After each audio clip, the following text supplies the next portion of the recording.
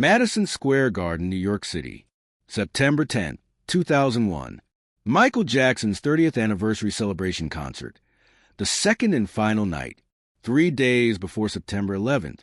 Michael is backstage in his dressing room 90 minutes before showtime, 6 o'clock in the evening. Pre-show routine. His assistant is organizing costumes. His stage manager is running through the set list. His makeup artist is setting up normal chaos. Then someone knocks. Not his usual team. Security opens the door slightly. Michael, there's someone here who says she needs to see you. Says it's important. Her name is... Michael doesn't hear the name clearly. Muffled through the door. Tell them I'm preparing for the show. No visitors right now. She says you want to see her. She says to tell you. Apollo Theater, 1969. Michael freezes. Apollo Theater. 1969, 32 years ago, when Michael was 11 years old. The Jackson 5's first major performance outside of Motown's controlled environment. Amateur night at the Apollo. The night that changed everything. The night Michael met someone who would shape his understanding of love for the rest of his life. Send her in, Michael says quietly. The door opens, and a woman walks in. 63 years old, African-American, gray hair pulled back, elegant, carrying herself with the grace of someone who once commanded stages.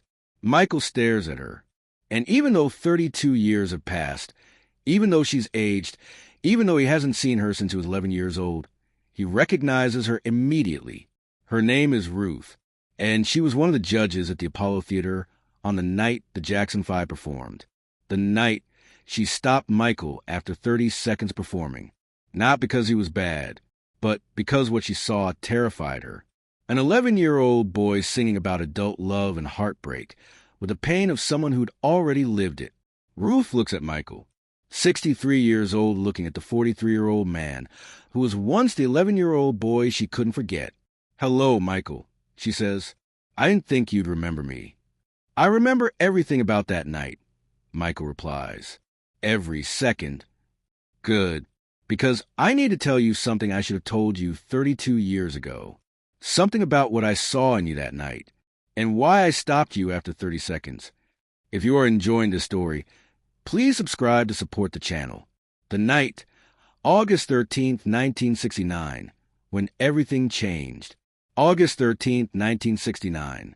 Apollo Theater, Harlem, New York City. Amateur night at the Apollo. One of the most famous and most brutal talent competitions in American music history. The Apollo audience was legendary for two things. If they loved you, they could make your career. If they didn't, they would boo you off stage without mercy. Many careers died at the Apollo. Some were born there. The Jackson 5 were scheduled to perform that night. Michael was 11 years old, born August 29, 1958, so just weeks before his 11th birthday.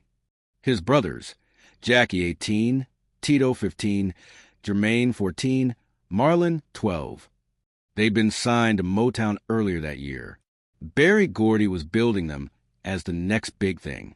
But the Apollo was their first major test outside of Motown's controlled environment. The pressure was immense. Joseph Jackson, their father, backstage before performance. Don't mess this up. This is your shot. You embarrass me out there, and there will be consequences. Michael, 11 years old, terrified of his father, terrified of failing, terrified of the Apollo audience's reputation for destroying performers, but also excited, hopeful, believing that if they were good enough, maybe everything would be okay. The judges, who was Ruth? The Apollo Amateur Night had 3 judges. Local music industry people, critics, performers, people who knew talent when they saw it.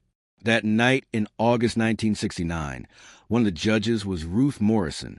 Ruth's background, 31 years old in 1969. Former jazz singer who'd had moderate success in the 1950s and early 1960s. Never became a star but was respected in Harlem music circles. Had seen hundreds of performers at the Apollo over the years. Known for being tough but fair. Had a particular sensitivity to authenticity. Could tell immediately when someone was performing versus when someone was being real. Ruth's personal life in 1969. Recently divorced. No children. Had wanted them, but it never happened. Carried grief about what her life had become versus what she dreamed. Saw in young performers the hope she'd once had. Protective of children in the industry. Had seen too many exploited and destroyed. The performance, 30 seconds that changed everything. The Jackson 5 were introduced. 5 boys, matching outfits, choreographed moves, professional, polished. Motown had trained them well. They started performing. An up-tempo number. The crowd responded positively. The boys were good, really good. Then came Michael's solo moment. The music shifted. Slower tempo. A ballad about lost love and heartbreak. Michael, 11 years old, stepped to the center of the stage. His brothers behind him. Spotlight on Michael. And he started singing. What Ruth saw, an 11-year-old boy singing about adult romantic pain with a depth that should have been impossible. Not performing it. Not imitating it. Living it. Michael's voice breaking in places. Not because of vocal immaturity, but because of genuine emotion. His face contorted with pain. Real pain. Not stage. His body language communicating loss and longing in ways an 11-year-old shouldn't understand. Ruth, watching from the judge's table, felt her blood run cold because she recognized what she was seeing. She'd seen it before in child performers who'd been pushed too hard, damaged too young, forced to access emotions they shouldn't have to carry. Michael wasn't just talented. He was wounded, and he was using that wound to fuel his performance. After 30 seconds of Michael's solo, Ruth did something almost unprecedented. She stood up, raised her hand. Stop the music. The Apollo House Band stopped playing. The Jackson 5 stopped performing. Michael froze mid-phrase. 2,500 people, and the audience confused, murmuring, "What's happening?" Ruth spoke into her microphone. "How old are you?" she asked Michael. Michael, terrified, voice small, 11 years old. And you're singing about heartbreak like you've lived through a divorce. Where did you learn to sing like that? Michael didn't know how to answer. Looked at his brothers. Looked at his father in the wings, Joseph furious, thinking Ruth was sabotaging them. I feel it, Michael finally said. That's what I'm afraid of, Ruth replied quietly. Ruth's decision. She didn't eliminate them, didn't boo them off stage, but she stopped them. You're talented, she told the Jackson 5.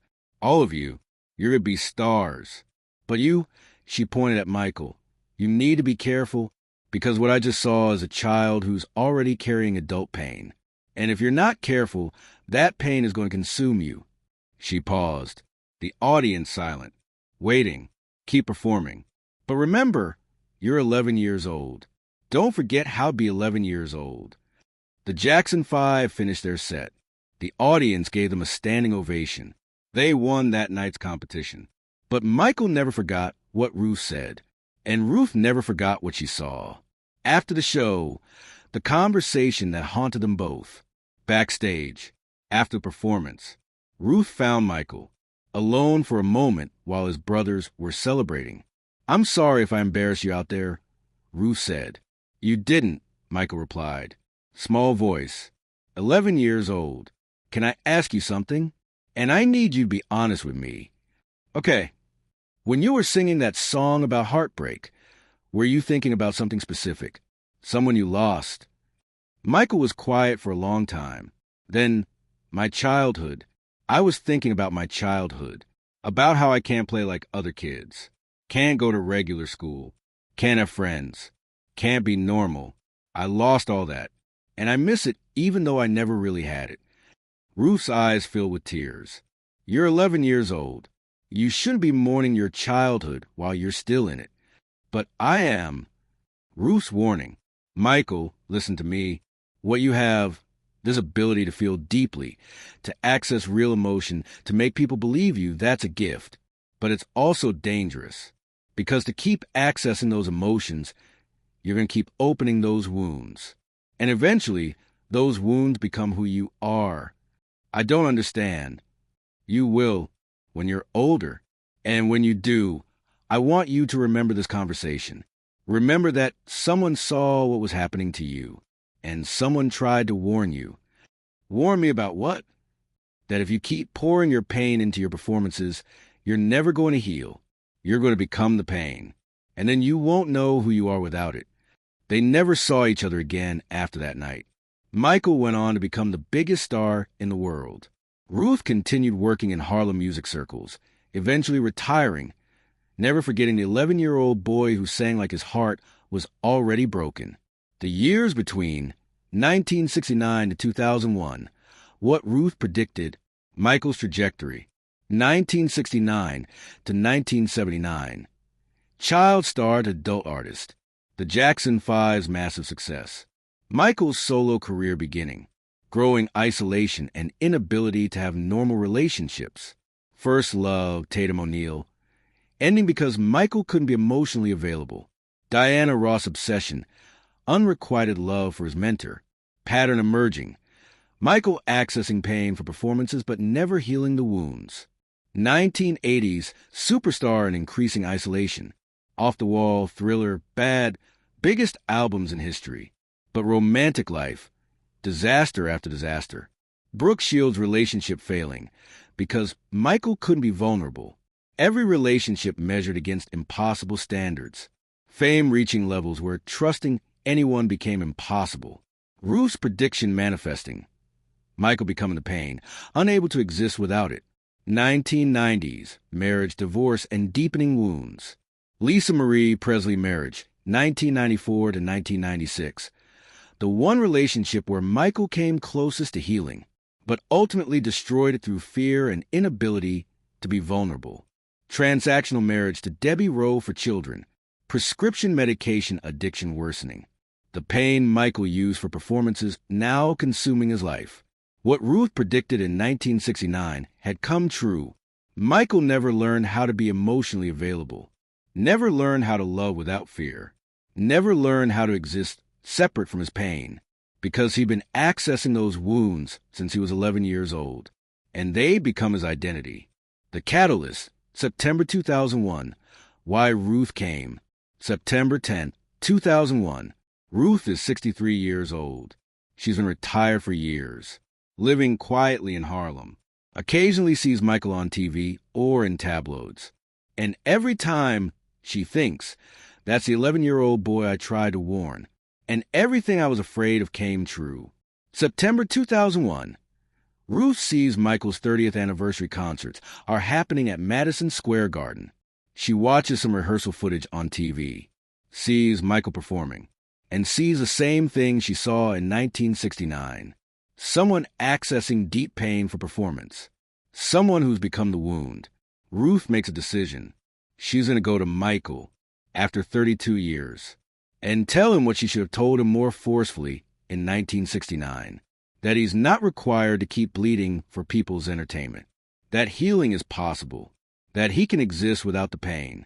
She doesn't know if he'll remember her. Doesn't know if she'll even get to see him. But she has to try. Because in 1969, she saw an 11-year-old boy sacrificing his childhood for art. And in 2001, she sees a 43-year-old man who never stopped. The moment, Michael's dressing room, 6 p.m. Ruth standing in Michael's dressing room. Michael staring at her, recognizing her immediately despite 32 years. Hello, Michael. I didn't think you'd remember me. I remember everything about that night. Every second. Silence. Heavy silence. Michael's assistant and stage manager, sensing this is private, quietly exiting, leaving Michael and Ruth alone. Ruth speaks first. I came because I need to tell you something I should have said more forcefully 32 years ago. When you were 11 years old, and I stopped your performance after 30 seconds. You said I was carrying adult pain, that I needed to be careful or it would consume me. I did, and I was right, wasn't I? Michael doesn't answer immediately. Can't answer, because she is right. I've watched your career, Ruth continues, from a distance, and I've seen exactly what I was afraid of. You never stopped accessing those wounds. You never stopped pouring your pain into your performances. And now the pain is who you are. What do you want me to say? I want you to tell me I'm wrong. I want you to tell me that you're happy, that you've healed, that you learned how to exist separate from the pain. But you can't, can you? Michael's breakdown. No, I can't, because you're right.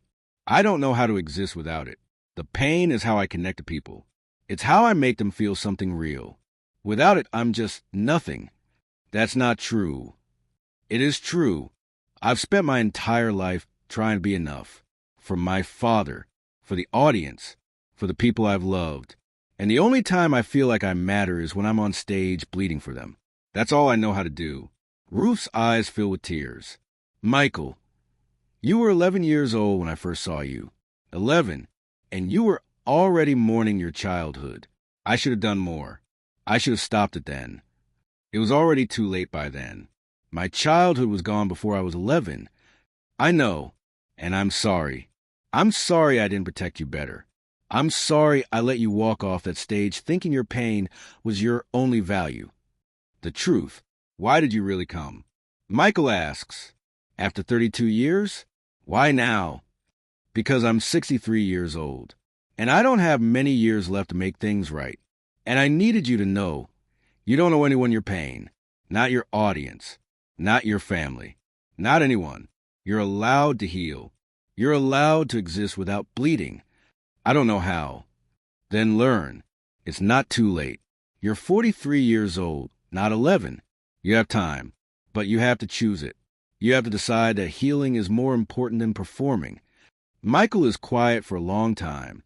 What if I'm not capable? What if the damage is too deep?